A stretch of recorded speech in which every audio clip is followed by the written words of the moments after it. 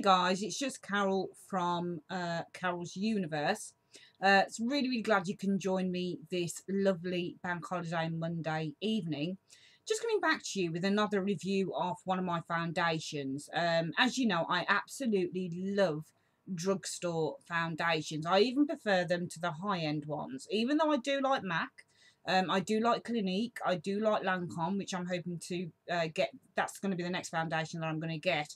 I also think that drugstore foundations do just as good a job if you know how to apply them correctly. The review that I'm going to be doing today is another Revlon foundation. You know, these companies, Revlon, Maybelline, all these type of sort of drugstore companies have really come a long way. Back in the day, I suppose, sort of 80s, 90s, you know, you'd have been hard pushed to get a good, reasonable foundation for a reasonable price for women of colour. Now times have changed. Even though some of these companies aren't doing a wide range of colours for women of colour, at least they're trying to do something. So that's great news. The actual foundation that I'm going to be reviewing today is Revlon Photoready, which is this one. There you go. See that? I hope you can get a good view of that. Okay. And I'm in a colour 011 Cappuccino. I bought this over Christmas 2011. I've hardly worn it. I think it actually looks all right on screen. It looks really rather nice, I think. I quite like, you know, I really don't know how I get away with wearing foundations just on my face and not on my neck, because no matter what shade they are, they always seem to just blend in with my neck, luckily enough. So I'm really pleased with the way that it's sort of blended into my skin. Let me just explain to you the things that I like about this foundation. I like the design of the bottle. I know that it's probably not the most important thing, but it is important in terms of how you can access the foundation. So it comes in a small 30ml bottle like that.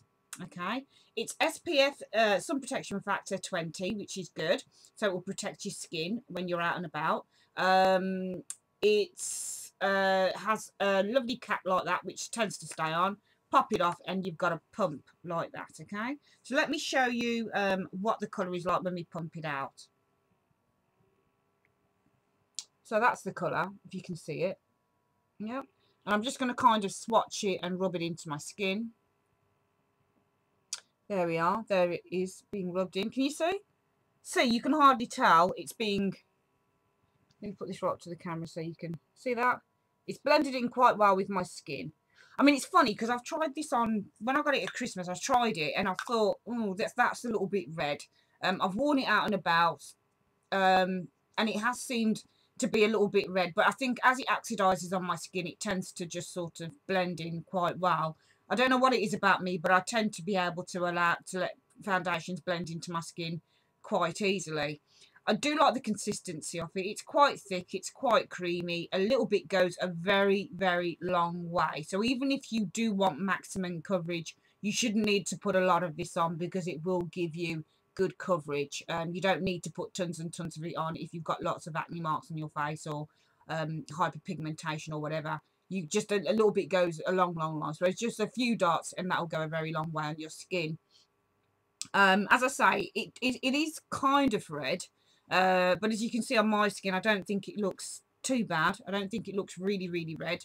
You know, it's not a foundation that I'd use every day, and it's probably not a foundation that I would use for morning use. If I was going to wear foundation in the daytime, which I don't often do, I'd probably wear something like the Revlon Colorstay foundation, which I reviewed a couple of days ago in colour caramel, 400 caramel, simply because it's a lot lighter. Even though it is perfumed, it's not so heavy on the skin. This doesn't feel particularly heavy on the skin, but when I touch it, you can kind of feel it coming off on your fingers. So I wouldn't wear this for daytime, but I'd certainly probably wear it for nighttime. If you were going out, or you know, if you're going to get your picture taken a lot or something like that, you probably want this, because I think it could be trusted to take a really good picture.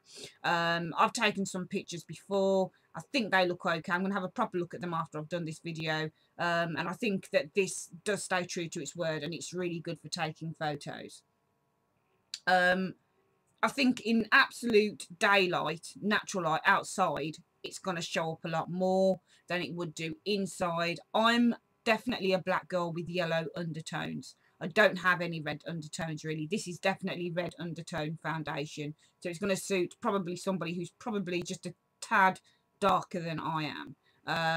But yeah, I mean, it's okay. It's not something that I'd wear, as I say, in the daytime. I'd more than likely wear it if I was going out, if I was going to get my picture taken or whatever. I'd wear it then, but I wouldn't wear it, say, if you had a go-to foundation to wear every day, you probably wouldn't go to this.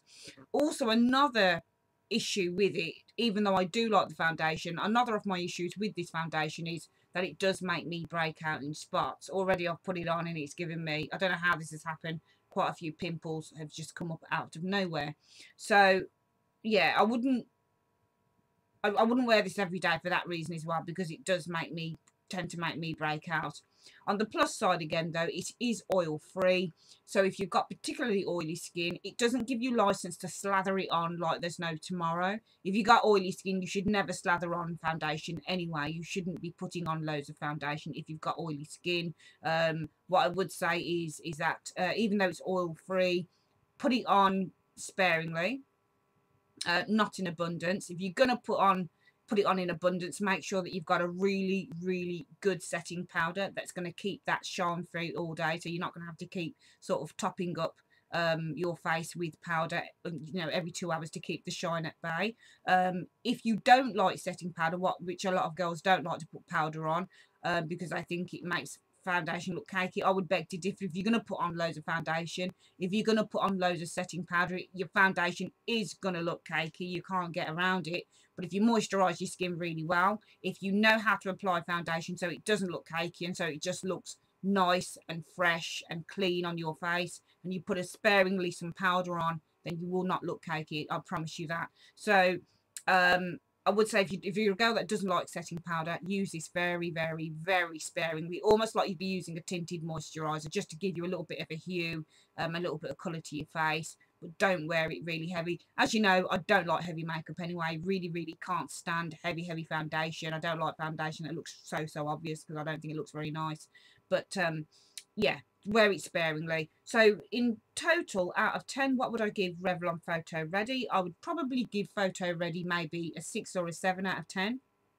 Really good for evening wear. If you're going to go out, you know, for the evening, maybe clubbing or drinking, or, you know, just out with your mates for the evening, it's really nice to wear. If you're going to have pictures taken, big family gathering, something like that, really good to wear. But in terms of wearing it every day as a go-to foundation in the daytime to go to work to every day, or to go out every day in, I would suggest not. I'd suggest probably using something a lot lighter than this, because this is quite thick. Just as a matter of interest, the colour of this is practically the same as the Hello Flawless by Benefit Colour. I tested both of them side by side. The colours are practically the same, but the Hello Flawless is a lot lighter than this. So that's my review on Revlon Photoready. The next foundation review that I'm actually going to be doing, it's going to be the Maybelline Airbrushed foundation, which I got also a few months back. Going to be doing a review on that. So I hope to see you guys soon, and have a lovely evening and take care.